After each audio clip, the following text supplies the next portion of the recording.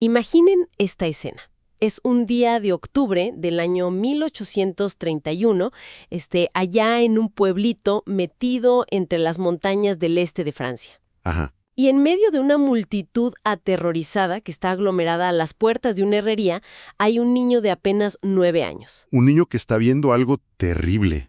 Totalmente. Este niño percibe el olor penetrante, el chirrido de la carne humana al ser quemada.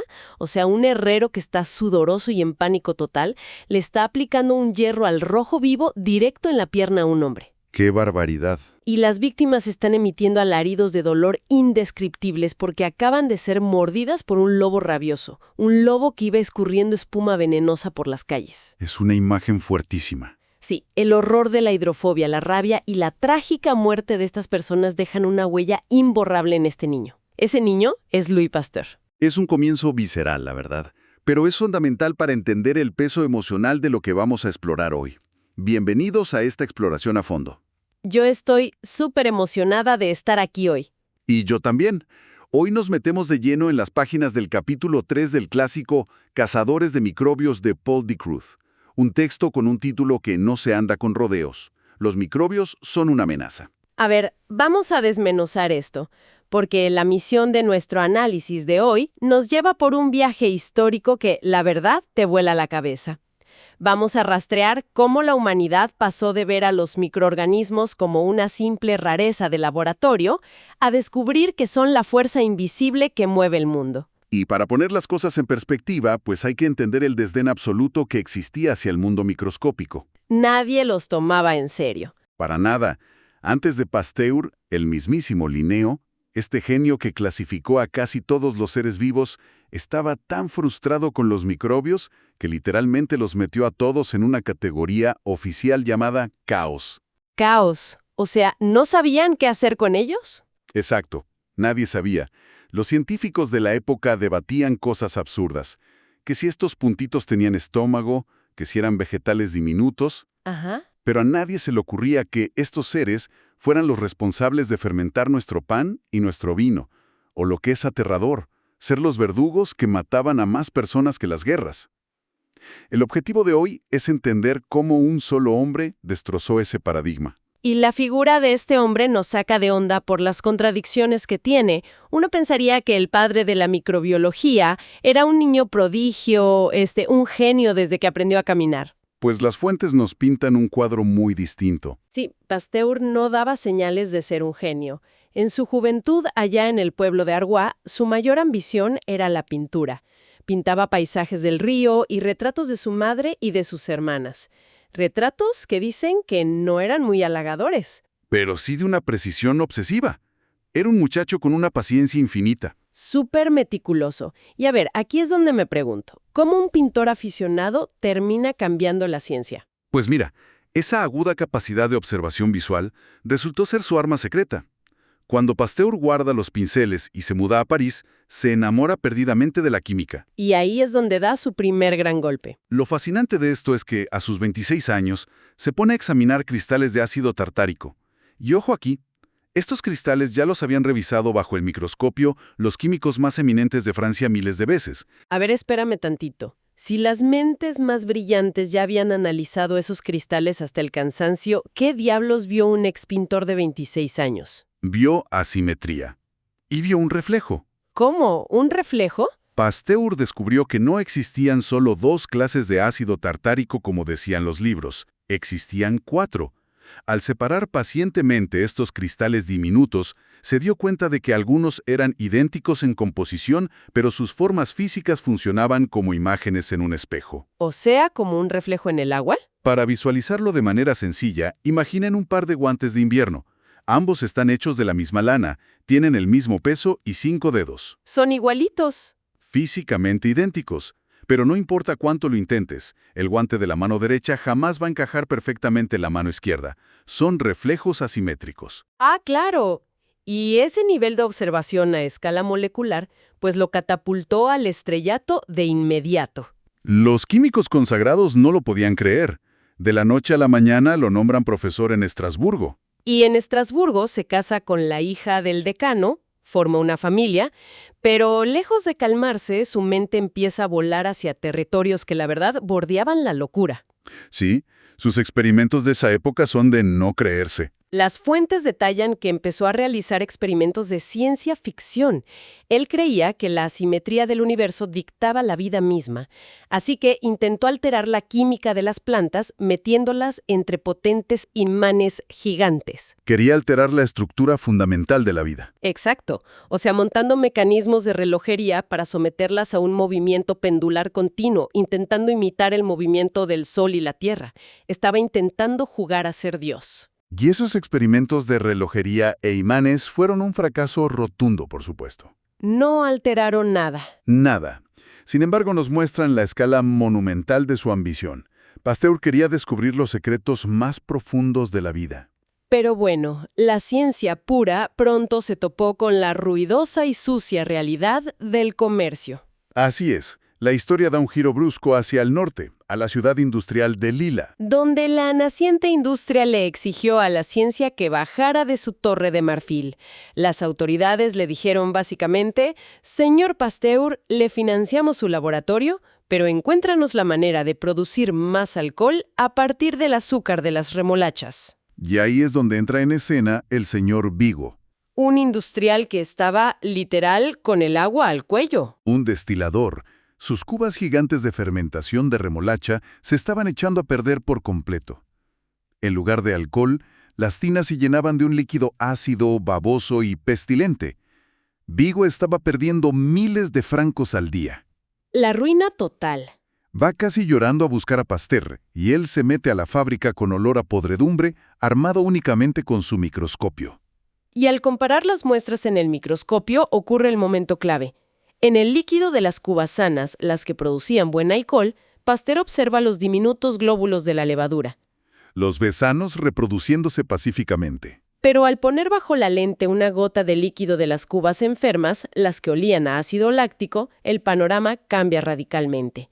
Ya no hay levadura sana. Desapareció casi por completo. Entonces, yo te pregunto, ¿qué es lo que ve exactamente en esa gota agria? El texto menciona que encuentra algo 1000 veces más pequeño que la levadura. Ve unas motitas grises, unos bastoncitos diminutos, casi imperceptibles. Pero al ajustar el microscopio, se da cuenta de que no son simples precipitados químicos. Ajá. Son masas móviles. Están vibrando incesantemente, enredadas unas con otras. Y llega a una conclusión audaz que sacudiría a la ciencia. Esos bastoncitos están vivos. ¡Qué locura! Son entidades biológicas, los fermentos del ácido láctico. Y lo que es peor, están librando una guerra microscópica, devorando el azúcar y destruyendo la levadura. Es una batalla campal en una gota de agua, y los bastoncitos están ganando. Imaginemos el contexto. En pleno siglo XIX, ir con un grupo de científicos a decirles que unos bichitos invisibles son los que agrían la remolacha sonaba a charlatanería pura. Lo hubieran tirado a loco. Así que Pasteur necesita pruebas irrefutables. Y se inventa un método de cultivo que es una genialidad absoluta. El caldo transparente. Toma levadura seca, la hierve en agua pura y la filtra hasta obtener un caldo completamente transparente como el cristal. Le echa un poco de azúcar y tiza, y en este líquido impoluto introduce la punta de una aguja que apenas tocó una de esas motitas grises. Y se sienta a esperar. Y al día siguiente, el frasco está turbio, lleno de millones de nuevos bastoncitos, soltando burbujas de gas.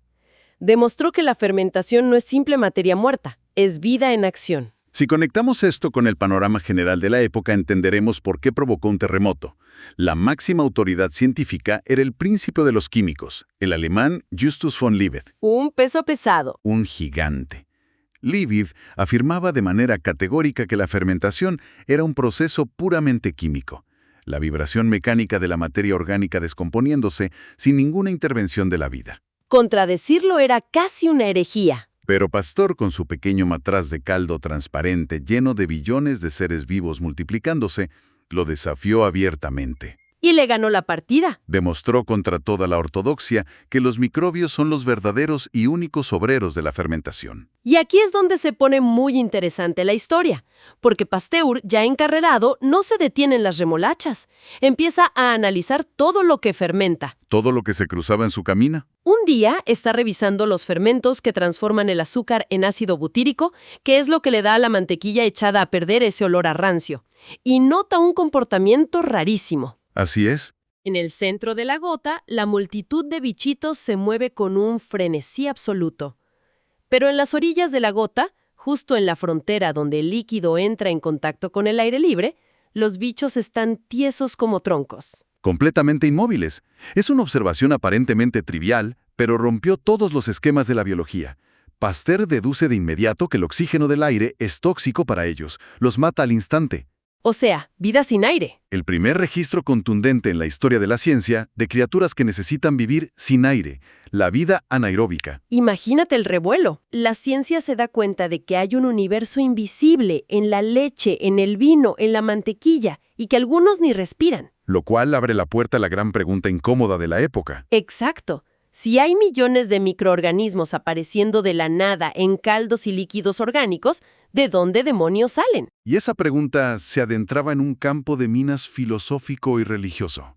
La teoría de la generación espontánea. Un tema súper polémico en ese entonces. Científicos respetados afirmaban que la vida microscópica surgía por sí sola de la materia muerta, que un trozo de carne podrida generaba por su propia descomposición a estos microbios. Lo cual causaba un pánico tremendo en los sectores conservadores, porque sugería que la vida no requería de un creador, simplemente aparecía. Pero Pasteur, que era un hombre de fe profunda y un lógico impecable, repudió esta idea desde el primer segundo. Para él todo ser vivo en el universo debía tener progenitores. La vida solo proviene de la vida. Estaba convencido de que debía haber gérmenes flotando en el aire. Semillas invisibles esperando caer en un caldo nutritivo para germinar. Pero a ver, el gran reto lógico es el siguiente. El aire nos rodea por completo. ¿Cómo separas el aire del polvo invisible que flota en él? ¿Cómo demuestras de forma incontestable que es la basurilla del aire y no el aire mismo lo que desata la vida? Es casi un truco de magia. Y ahí entra su colega el químico Ballard, que le sugiere una idea ridículamente simple, pero maestra. El famosísimo matraz de cuello de cisne. El diseño es de una elegancia brutal. Pasteur toma matraces de vidrio, les pone caldo nutritivo en el fondo y, usando la llama de un soplete, calienta el cuello de vidrio de cada frasco hasta ablandarlo. Ajá. Luego lo estira y lo dobla hacia abajo y luego hacia arriba, formando una curva pronunciada exactamente como el cuello de un cisne. Y la punta del tubo queda abierta. Queda abierta al ambiente. Luego hierve el caldo intensamente. Al enfriarse, el aire fresco del laboratorio puede entrar libremente por el tubo abierto y llegar hasta el caldo. Y si la doctrina de la generación espontánea fuera cierta, ese caldo debería pudrirse en un par de días por estar en contacto con el oxígeno. Precisamente. Pero básicamente construyó una trampa de polvo microscópica. El aire entra, pero todo el polvo, las esporas y los bichos se estrellan y quedan atrapados en las paredes húmedas de esa curva de vidrio. Nunca logran tocar la sopa. Y el caldo en el matraz se mantuvo cristalino, sin un solo rastro de vida durante meses y años enteros. Así quedó comprobado en el laboratorio. Pero Pasteur tenía alma de showman. Sabía que para destruir la generación espontánea tenía que llevar su experimento al mundo real. Necesitaba el drama científico. Empaca decenas de sus matraces, los sella al vacío y emprende una odisea por Francia para cazar diferentes tipos de aire. Su primera parada, las profundidades de París. Baja a los sótanos húmedos del observatorio astronómico. Allí rompe el sello de 10 matraces. El aire denso del sótano entra silbando. Los vuelve a sellar al instante.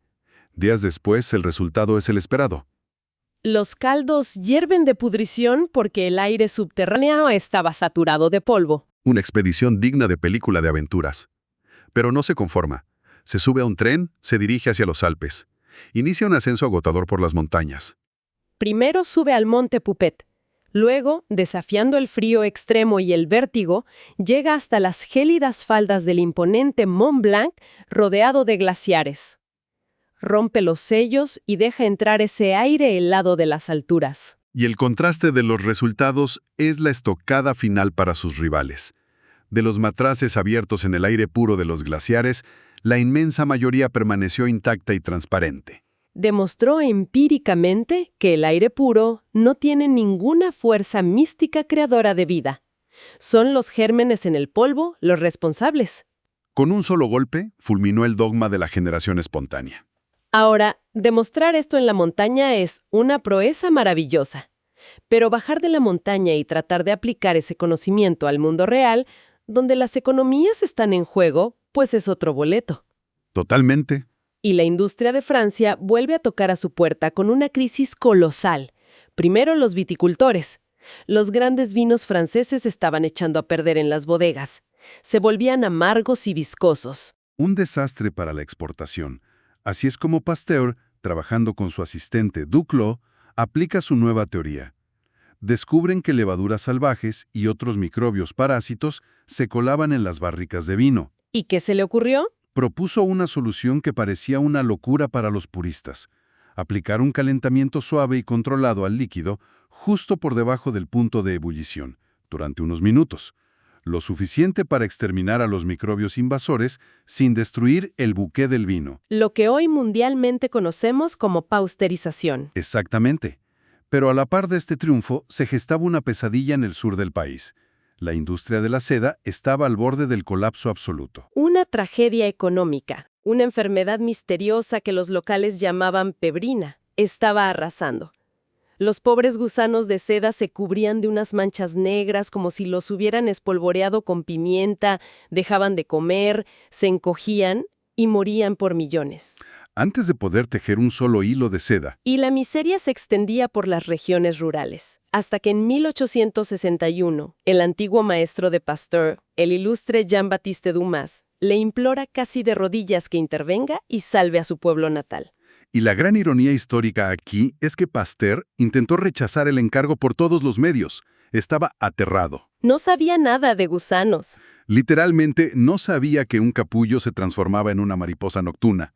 Creía que era una broma pesada. Además, los microbios que él conocía vivían en líquidos y caldos, no adentro de insectos. Pero la presión de su maestro lo dobló y viajó al sur. Lo que siguió fue un año entero de frustraciones monumentales. Los agricultores lo miraban con desconfianza.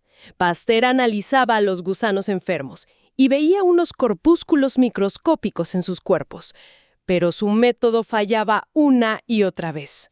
Seleccionaba mariposas supuestamente sanas. Sus huevos eclosionaban y semanas después, los nuevos gusanos saludables morían súbitamente, arruinando a los campesinos. Pasteur no daba una. Imagínense el nivel de estrés. El salvador de la ciencia fracasando miserablemente. ¿Cómo logra salir de ese hoyo y resolver el misterio? La clave la aportó su brillante asistente, el joven Hernes. Hernes realizó un experimento crucial al observar el comportamiento de los gusanos sanos. Ajá. Descubrió que cuando estos gusanos reptaban sobre hojas de morera que habían sido manchadas por los excrementos de gusanos enfermos, enfermaban trágicamente. O sea, se contagiaban. Exacto. Los corpúsculos que veían no eran un síntoma pasivo, eran los agentes de la enfermedad. Eran parásitos vivientes que se multiplicaban en los intestinos de los insectos y se contagiaban a través de las heces en las hojas. Y Pasteur diseñó un sistema de control súper riguroso para los criadores. Usando el microscopio, trituraban a la mariposa madre después de poner sus huevos. Si encontraban un solo corpúsculo, incineraban todos sus huevos inmediatamente. Un método drástico pero efectivo. Y justo en la cúspide de esta batalla, trabajando sin descanso, ocurre la tragedia personal más grande de su vida. Pasteur, con apenas 46 años, sufre una hemorragia cerebral masiva. Queda postrado con todo el lado izquierdo de su cuerpo paralizado. La comunidad científica lo da por perdido. Hasta detienen la construcción de su nuevo laboratorio en París, porque asumían que era su fin. Rozando la muerte, un amigo le lee un libro muy popular en la época. El libro de autoayuda del Dr. Samuel Smiles, ¿no? Ese mismo. Y en lugar de encontrar consuelo, Pasteur se llena de una furia incontrolable ante la idea de rendirse, de dejar su trabajo a medias. Consideraba una cobardía abandonar a los cultivadores de seda. Se levantó a pura terquedad. Sí.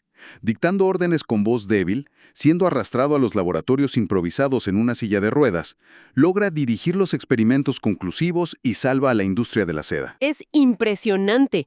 Entonces yo pregunto, ¿qué significa todo esto? ¿Pasamos de un niño horrorizado viendo a un hombre arder con un hierro para frenar la rabia, a un químico testarudo que demostró que el polvo del aire transporta la vida, que la fermentación es una guerra y que unos diminutos globulitos pueden extinguir a millones de seres vivos? Si conectamos esto con el panorama general, la conclusión a la que llegó Pasteur cambiaría el destino de la humanidad. Totalmente. Al presenciar cómo esos parásitos microscópicos masacraban a los gusanos de seda y se transmitían por contagio físico a través de las hojas manchadas, Pasteur dio un salto deductivo monumental. El puente hacia la medicina. Vislumbró por primera vez que este mismo mecanismo biológico de invasión era la causa fundamental de las enfermedades que azotaban a los seres humanos. El cólera, la fiebre tifoidea. La tuberculosis y, por supuesto, la rabia que lo aterrorizó de niño. Todo cobraba sentido. Los microbios no eran solo curiosidades que agriaban el vino, eran los asesinos invisibles más formidables del planeta. Acababa de poner los cimientos de la teoría germinal de las enfermedades, la higiene moderna. Así es. ¿Qué viaje histórico y científico hemos recorrido? Para quienes nos acompañan hoy, creo que la relevancia de todo esto está literalmente en nuestras manos y en nuestras mesas. Todos los días. Cada vez que abrimos el refrigerador y sacamos un litro de leche que no nos enferma, cada vez que comprendemos por qué debemos lavarnos las manos con jabón antes de comer, estamos viviendo el legado de este hombre. Le debemos una parte incalculable de nuestra salud y nuestra longevidad a la obstinación de un pintor frustrado. A un individuo que tuvo el valor de enfrentarse a la élite científica del mundo, armado únicamente con matraces de cristal, un microscopio y la profunda convicción de que la verdad estaba escondida en lo invisible. Y para cerrar esta sesión, a mí me gustaría proponer una reflexión a nuestra audiencia, llevando esta historia al presente. Si nos detenemos a pensar que en pleno siglo XIX, un solo hombre equipado con tubos de vidrio y caldos de levadura logró descubrir un universo microscópico que regía la vida y la muerte, Sí. pues cabe preguntarnos hoy en día, hoy que contamos con la inteligencia artificial más avanzada, con colisionadores de partículas, supercomputadoras y telescopios que observan galaxias. Ajá. ¿Cuáles son esas fuerzas invisibles actuales que están moldeando radicalmente nuestra biología, nuestra psicología o nuestra sociedad en este mismo instante y que simplemente no somos capaces de ver porque estamos empeñados en mirar hacia el lado equivocado? ¡Qué barbaridad! Es una idea que te deja pensando muchísimo. Nos recuerda con una humildad necesaria que siempre hay descubrimientos inmensos aguardando justo debajo de nuestras narices, o flotando en el mismo aire que respiramos. Siempre hay algo más allá. A la gente que nos escucha, muchísimas gracias por acompañarnos en esta exploración a fondo. Sigan cuestionando sus certezas, miren el mundo de cerca y sobre todo mantengan viva esa curiosidad que nos empuja hacia adelante. Nos encontramos en el próximo análisis.